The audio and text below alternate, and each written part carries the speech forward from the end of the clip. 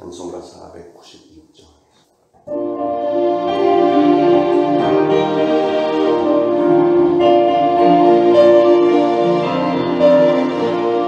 새벽부터 우리 사랑으로서 저녁까지 시를 보려봅시다.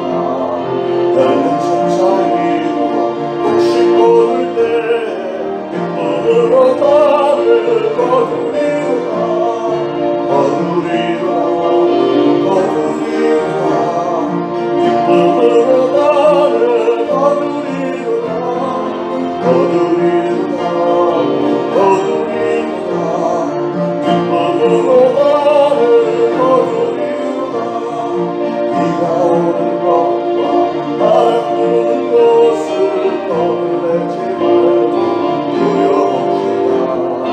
길을 감춰놓고 혹시 거둘 때 기쁨으로 나를 거두리라 거두리라 거두리라 기쁨으로 나를 거두리라 거두리라 거두리라 기쁨으로 나를 거두리라 씨를 뿌릴 때에 맞지 아니할까 염려하며 주님 애탈주여도 나중에 예수께서 칭찬하시니 기쁨으로 나를 거두리라 거두리라 거두리라 기쁨으로 나를 거두리라 거두리라 거두리라 기쁨으로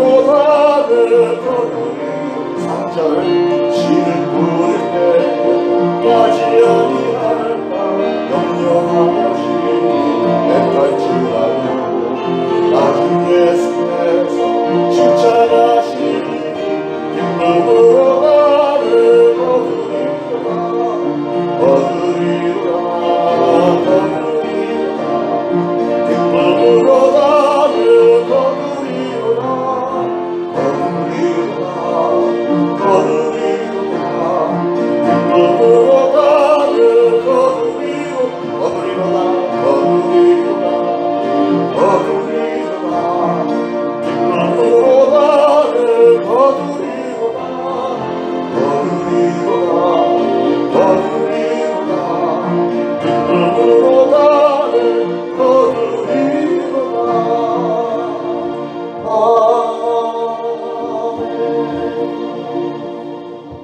시작이 반이다라는 말이 있죠. 그 말보다 더 중요한 것은 끝이 전부다 하는 거예요. 끝이 전부다. 가장 마지막이 제일 중요합니다. 우리는 오늘 마가복음이 어떻게 끝나는가 하는 것을 눈여겨봐야 되겠습니다. 끝이 중요하니까. 마가복음은 교회에 복음의 사명을 주면서 끝이 나는데 15절에 또 이르시되 너희는 온 천하에 다니며 만민에게 복음을 전파하라.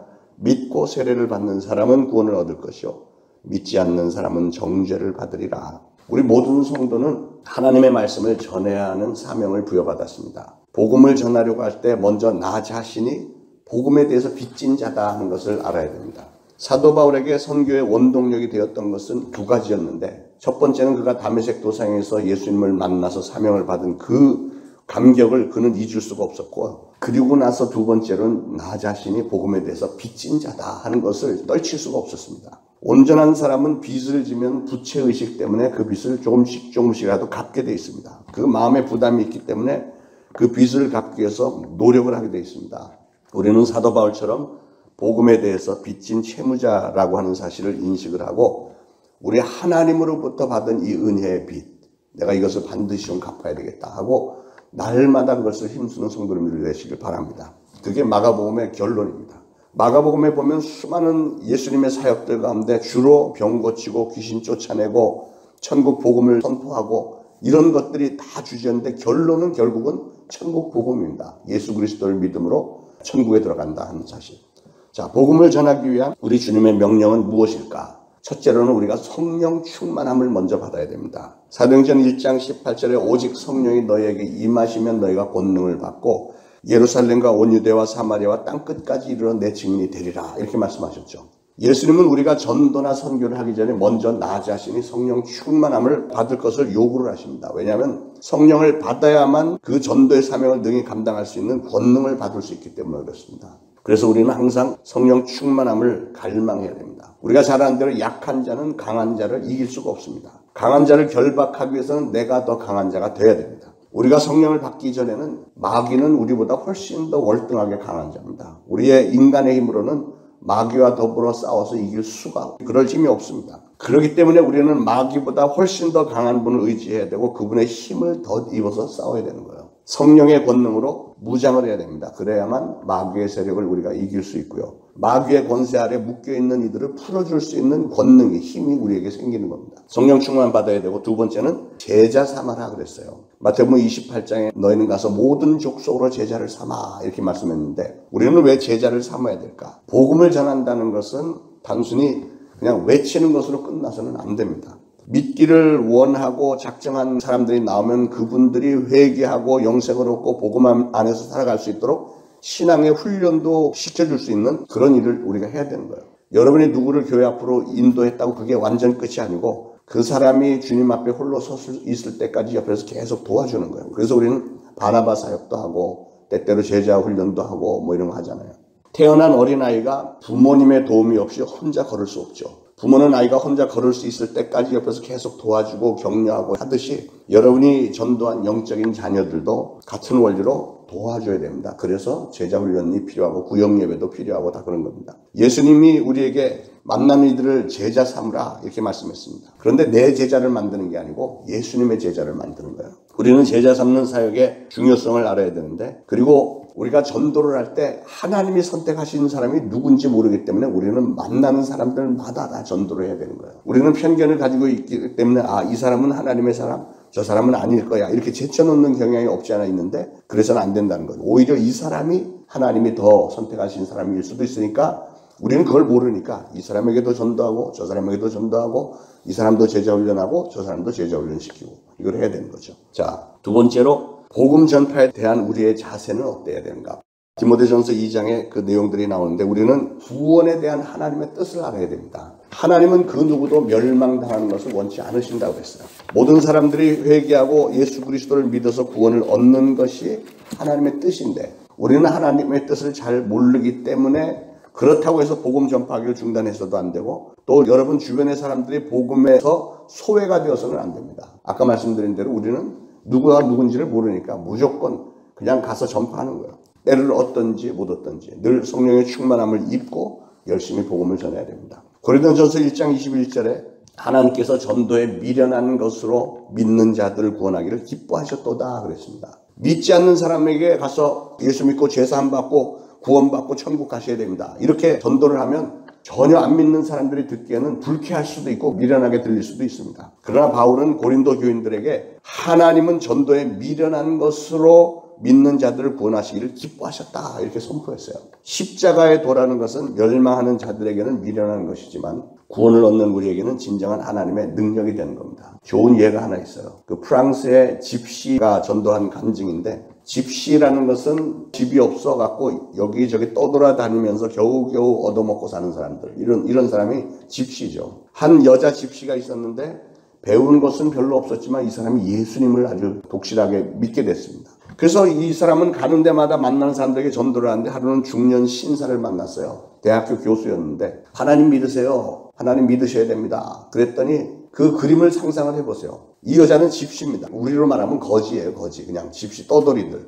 그런데 이 사람은 대학교 교수예요. 중년 교수. 그런데 이런 사람이 하나님 믿으셔야 됩니다. 그러면 속으로는 너같이 되게 뭐 이렇게 나올 수 있잖아요. 그런데 교수가 대꾸를 시작을 한 거예요. 하나님이 보이지도 않는데 내가 어떻게 믿으란 말이냐. 하나님을 보여주면 내가 믿지. 그랬더니 저는 뭐 그런 능력은 없고요. 그냥 회개하시고 예수님 믿고 성령 받으면 하나님 볼 수 있어요.